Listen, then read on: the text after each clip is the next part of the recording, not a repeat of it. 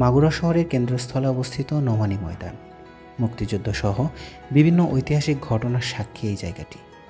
বহু বছর ধরে শহরের বাসিন্দাদের খেলার মাঠ ও বিনোদনের একমাত্র উন্মুক্ত স্থান হিসেবে এটি ব্যবহৃত হয়ে আসছে। এই মাঠেই প্রতি বছর পবিত্র ঈদ উল ফিতর ও ঈদ উল আজহার জামাত অনুষ্ঠিত হয়।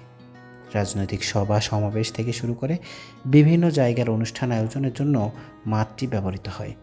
শহরের বিভিন্ন শিক্ষা প্রতিষ্ঠানের খেলার মাঠ নির্দিষ্ট সময় ছাড়া বন্ধ থাকা বা খোলার অনুপযোগী হয়ে যাওয়ায় খেলাধুলার জন্য নোমানী ময়দানের উপর নির্ভরশীল শিশু ও তরুণদের একটি বড় অংশ। এই স্থানটিতে যদি আপনি বিকালবেলা আসেন তাহলে আপনার কাছে মনে হবে এটা যেন মাগুরা নয়, অন্য কোনো একটা জায়গা। অনেক বেশি ভালো লাগবে। এখানে প্রচুর মানুষের সমাগম ঘটে থাকে বিকালের দিকে। মাঠের চারপাশে প্রচুর ফাস্টফুডের দোকান বসে, সেখান থেকে আপনি চাইলে আপনার পছন্দ মতো অনেক ধরনের খাবার খেতে পারবেন। আপনার বিকেলটিকে সুন্দর করার জন্য আসতে পারেন নোমানী ময়দানে।